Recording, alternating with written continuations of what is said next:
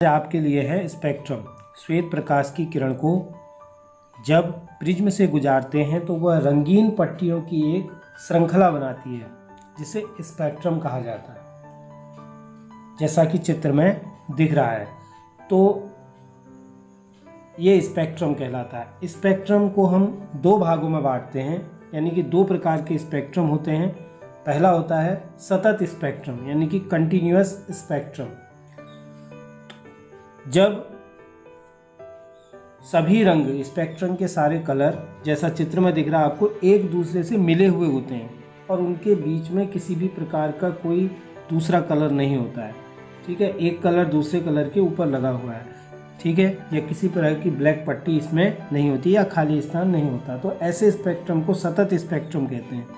जैसे हम इंद्रधनुष में देखते हैं, जैसे हम श्वेत प्रकाश का स्पेक्ट्रम देखते हैं। दूसरे प्रकार का स्पेक्ट्रम बच्चों होता है रेखा स्पेक्ट्रम, यानी कि लीनियर स्पेक्ट्रम, या इसको एटॉमिक स्पेक्ट्रम भी कहा जाता है। जब हम गैस अवस्था में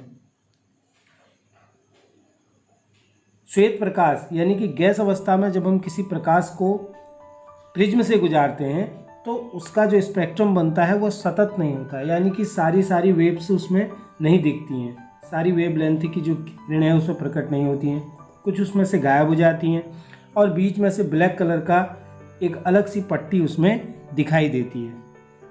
तो इस तरह के जो स्पेक्ट्रम होते हैं उनको रेखा स्पेक्ट्रम कहते हैं, या इसको लीनियर स्पेक्ट्रम कहा जाता है, या एटॉमिक स्पेक्ट्रम भी इनको कहा जाता है। जैसे हाइड्रोजन गैस का स्पेक्ट्रम, हाइड्रोजन का रेखीय स्पेक्ट्रम।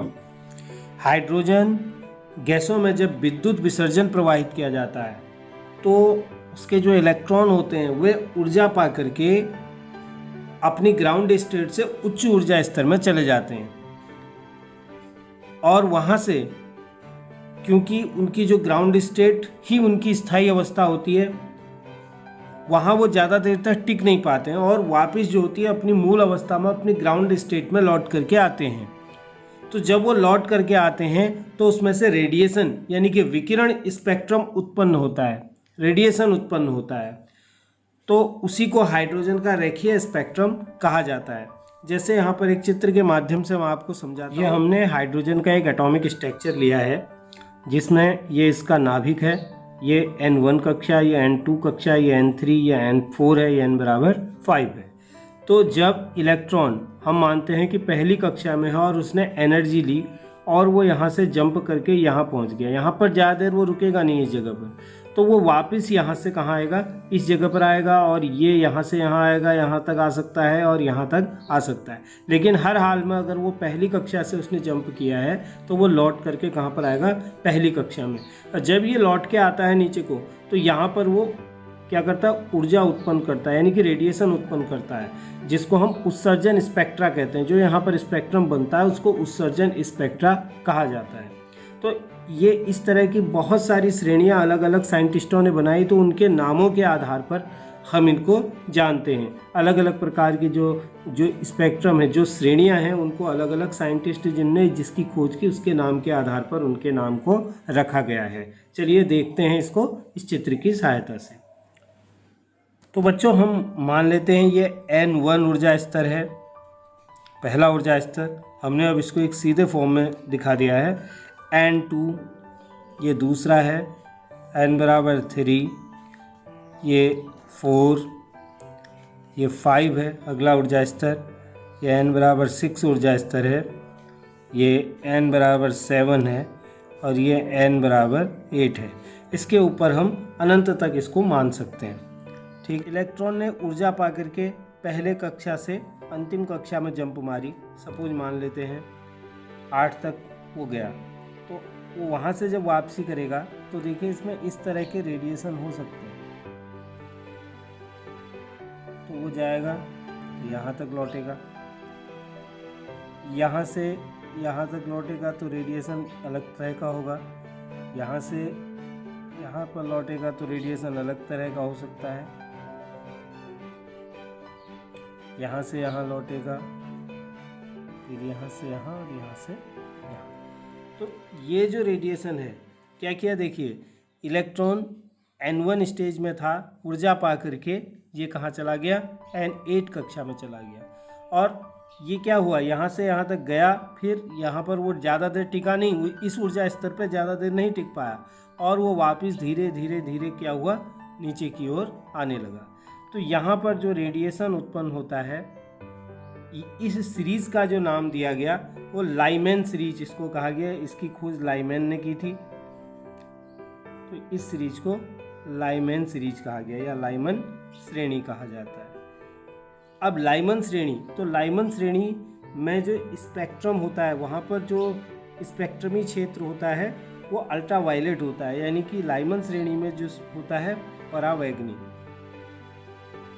ठीक है, तो इस श्रेणी की जो खोज की थी वो लाइमन ने की थी, तो इसका नाम पड़ गया लाइमन श्रेणी। दूसरा हम आते हैं जो यहाँ से स्टार्ट होगा। मान लेते हैं ये हाइड्रोजन इलेक्ट्रॉन, जो इलेक्ट्रॉन था वो पहली कक्षा में नहीं था बल्कि दूसरी कक्षा पर लौट के आया है, तो दूसरी कक्षा पर लौटेगा।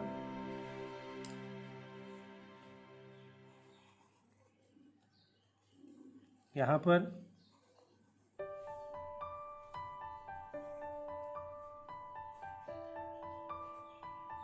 तो ये जो श्रेणी है, इस श्रेणी का नाम दिया गया, इसको साइंटिस्ट जिसने इसके बारे में जानकारी ली उनका नाम था बामर, तो इस श्रेणी को बामर श्रेणी कहा जाता है,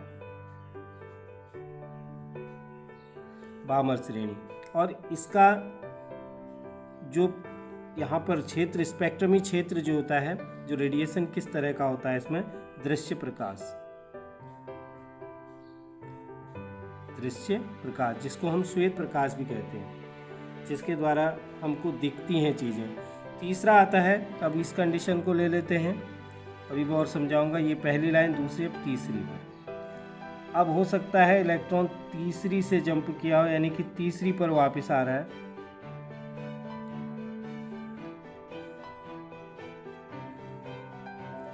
तो इसको जिस साइंटिस्ट ने इसके बारे में जानकारी प्राप्त की उनका नाम है पासन, और इसलिए इसका नाम क्या रखा गया, इनके वैज्ञानिक के नाम के आधार पर इनका नाम रखा गया। और इससे जो रेडिएशन निकलता है वो अवरक्त टाइप का होता है, इंफ्रारेड जिसको कहा जाता है। ठीक है, अब इसके पश्चात अगली श्रेणी हम लेते हैं, मान लेते हैं यहाँ से जंप किए,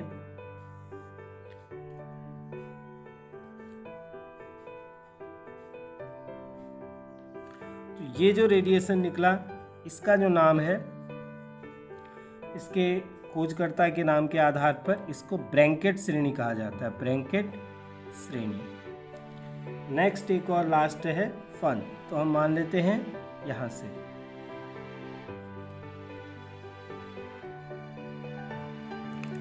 इसका नाम है फन श्रेणी, या इसको पीफन भी कहा जाता है, फन श्रेणी। इसका भी रेडिएशन अवरक्त है और इसका रेडिएशन भी अवरक्त है। तो यहाँ पर कहने का अर्थ ये है कि हाइड्रोजन स्पेक्ट्रम जो होता है उसकी अनेक श्रेणियाँ होती हैं, जिनको उनके वैज्ञानिकों के नाम के आधार पर रखा जाता है। इनके जो साइंटिस्ट थे उनके नाम के आधार पर इन श्रेणियों को रखा जाता है। लाइमन श्रेणी, अल्ट्रावायलेट। अब इसमें देखिए दो चीज़ होती हैं, एक N1 होता है। N1 कौन सी है, जहाँ पर ये लौट के जा रहा है, इसको हम N1 कहेंगे, हर किसी का N1, क्योंकि इसके बारे में जो फॉर्मूला दिया था बामर ने 1885 में एक सूत्र के द्वारा दृश्य क्षेत्र रेखाओं को दर्शाया था। बाद में जोहानस रिडबर्ग ने निम्न सूत्र की सहायता से सभी श्रेणियों की रेखाओं को दर्शाया। ये फॉर्मूला दिया हुआ है इसमें। R इसमें रिडबर्ग नियतांक है, 1/N1। N1 क्या है, जिस कक्षा में इलेक्ट्रॉन लौट करके आ रहा है, और N2 है जिस कक्षा में वो हम उससे ऊपर की कक्षाएं ले सकते हैं कोई भी। ठीक है, तो और R रिडबर्ग नियतांक है जिसका मान होता है 109,677 सेंटीमीटर -1। ठीक है। ये इसमें आगे बहुत सी चीज़ें हैं। तो N1 और हाइड्रोजन स्पेक्ट्रम की श्रेणियाँ हमने अभी देखी थी। इसको एक टेबल के रूप में इन श्रेणियों को एक छोटी सी टेबल बना करके इसमें लिख लेते हैं, याद करने के लिए आसानी रहती है। लाइमन श्रेणी में जब पहली तो N1 जो वैल्यू है वो 1 है और N2 2 3 4 5 6 7 जहाँ से इलेक्ट्रॉन लौट के आया वो हो सकती है और इसका स्पेक्ट्रमी क्षेत्र परावैगनी है। बामर में जो N1 है वो 2 है, यानी कि आपने देखा अभी जंपिंग जो हुई थी वो कहाँ से हुई थी, 2 से। लाइमन में 1 से हुई थी, बामर में सेकंड N2 से हुई थी, पासन में 3 से हुई थी और उसके बाद ब्रैकेट में 4th से हुई थी और फंड में 5th से हुई थी।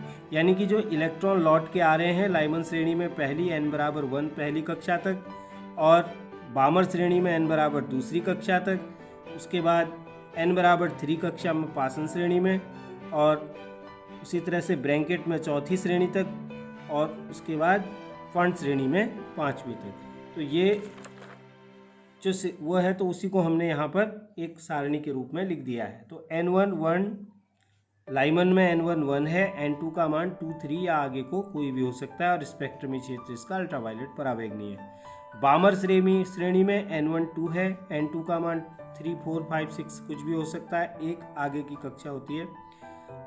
इसके बाद आता है आपका पासन श्रेणी, इसमें N1 3 है 4 5, N2 का मान 4 5 6 7 आगे को कुछ भी हो सकता है। ब्रैकेट में N1 4 है, N2 का मान 5 6 7 एक्स्ट्रा आई को कुछ। फंड में N1 5 है और N2 का मान 6 7 और आगे को हो सकता है। ये तीन के तीनों का जो रेडिएशन होता है यह अवरक्त होता है, ठीक है, इंफ्रारेड जिसको कहते हैं, और ये परावैगनी होता है और ये दृश्य प्रकाश के लिए। तो इस तरह से हाइड्रोजन का रेखीय स्पेक्ट्रम होता है जिसको हम याद करेंगे और जो एक सूत्र था उसकी सहायता से इन सबको दर्शाया।